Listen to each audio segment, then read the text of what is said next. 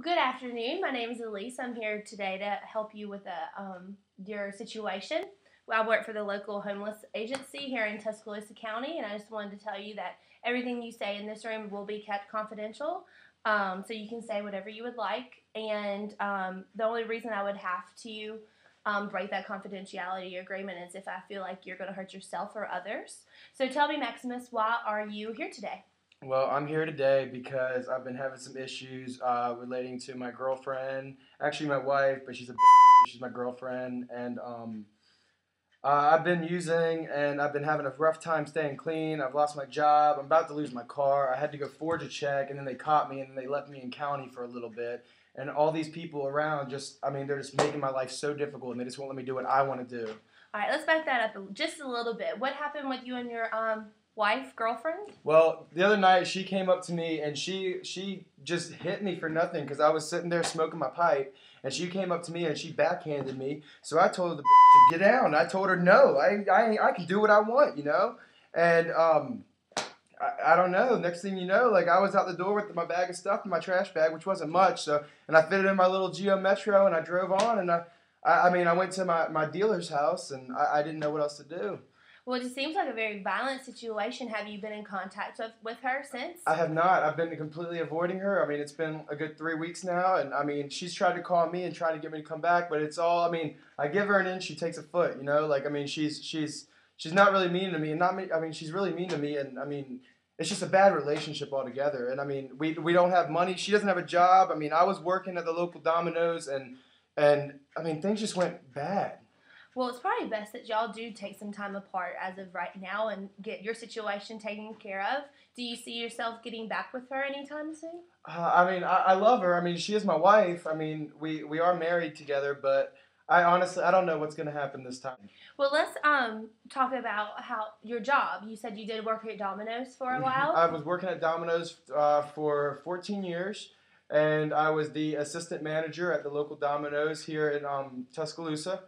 And mainly, most of my funds. I mean, I was paying for my place, and we were getting by and everything. But a lot of my funds were going to my drugs, and I couldn't support my child. I mean, who's 17 right now. I mean, he's about to be gone anyway. He doesn't want anything to do with either of us. But I wasn't giving him enough money, and my wife was mad, and she can't get a job, and it's just a mess. What was your reason for your termination of your job at For Domino's? drug use, I came in really high one day.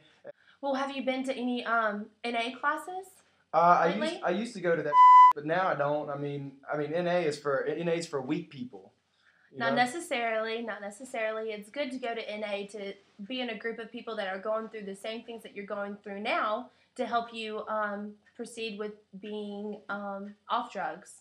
So it might would you feel it'd be beneficial for you to maybe attend some of those meetings? Well, I mean, honestly, I'm not gonna lie to you, Dr. Elise. I mean, like, I can't. I mean, I can't imagine my life without drugs. I've been doing the coke and the meth for 40 years now. I just cannot imagine my life without drugs. Do you feel like maybe instead of NA you might want to go to a rehab facility? I Because we mean, do have some good local facilities. I don't know. I mean, my big issue with going to rehab and stuff like that is because I don't want to leave my wife and my kid, and at the Mm. same time, I feel like I'm a weak man if that gets out in the public, and you never know. I mean, people will get in the newspapers and talk about me, and I'm crazy, you know. Yeah. Well, I don't believe you're crazy. You're not crazy, but I feel like we should help you with your getting off drugs at this point to go forward. That would be the best thing for you. What about education? Did you receive your high school diploma or GED? No, back. Oh man, that's a whole story in itself. Back in the 50s, I dropped out of school because I went to go help my own father work, and I dropped out at fourth grade and I never finished school. Well, do you think getting your GED would be beneficial towards you? Maybe, but I feel like my brain's so fried. I feel like it's just such a wasted. I feel like everything's a waste of time. I feel like the only good thing I can do is get high. Well, I feel like as of now, the best thing for us to do is to get you in some NA meetings and maybe to rehab to get you clean and see how you function after that. And then go forward with maybe getting your GED. Might be good, might be beneficial towards you in finding a job. So, or have you been looking for a job lately? I have not. I mean, I have just enough money to buy my drugs, and I mean that's really all I need. I mean, I'm happy. I have my car, which is paid off. I got it for like $600 a couple years back, and I mean, it's a little wagon. I mean, I got the room in the back for my bed, and I mean, I feel like I don't even need anything else. Do you have a family support system to help you out? I don't. My both of my parents are dead. Both of your parents are deceased. Well, I'm sorry to hear that. What about brothers or sisters? I was an only child. Okay. Well, it feels like from hearing your situation today that first we need to help you get off drugs. Maybe into some low income housing. I'll see what options we have available at this time. And then after all of that, I would love to see you try to get your GED because that would help us with the job application process. Hi, Gretchen. My name is Matthew Quayler, and I'm an agent here with the Tuscaloosa Homeless Agency. It is my understanding you've been referred here by your psychologist, Henry Goodwin, in regards to some issues you've been having in the past relating to your disorder, as well as your disabilities and your living situations. I just want to start off with saying that everything you say in this room is completely confidential and that it will not be let out at all whatsoever. And nothing that you say I can tell anyone except for the fact that if you state that you are intentionally planning on hurting someone or yourself. So I want to start off with this. Can you tell me a little bit about yourself? Yeah, so like you said earlier, my name's Gretchen, and I'm 58 years old. Recently, my boyfriend and I just got into a physical altercation, and he kicked me out of his home. So right now, I'm actually living in my car, and I just, for 1 week, I only have money for gas and for food. So I came in today to see if I can get some assistance with low-income housing and maybe help me find a job. Okay, and hopefully we can help you with all that. Just for starters, can you tell me a little bit about this disability you filed under the government? Yes, I have a respiratory disorder from back when I was around 25. I was diagnosed. I smoked crack for about 10 years. And luckily I'm clean now. I don't do any drugs now, but I do suffer from a respiratory disorder from prior drug use. Okay. Tell me a little bit more about your living situation prior to you being homeless and living out of your car. Well, I was living with my boyfriend, like I said before, and we've been fine for the past 2 years. Before that, I was living on my own. But with moving in with him, he helped me pay the bills and everything else. But just like I said, we got into a fight, and I know it's unsafe for me to go back there. Okay, would you describe that relationship as beneficial to both you and him, or would you say that it's probably never going to happen again?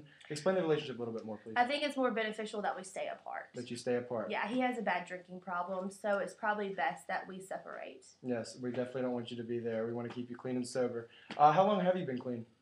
I've been clean for about 20 years. Good, very good. All right, do you think this disability that you have from your drug use has affected your life? How, in what ways? Breathing's hard for me. It's hard. I can't walk far distances. I definitely can't run, jog, anything like that.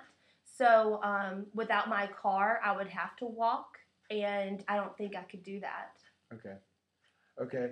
Overall, I noticed that you stated in your opening statement that you wanted to get help from our agency. What would be, if you could close your eyes and you could wake up tomorrow morning and the issue would be resolved, what would you expect to be the answer to or solution to your problems?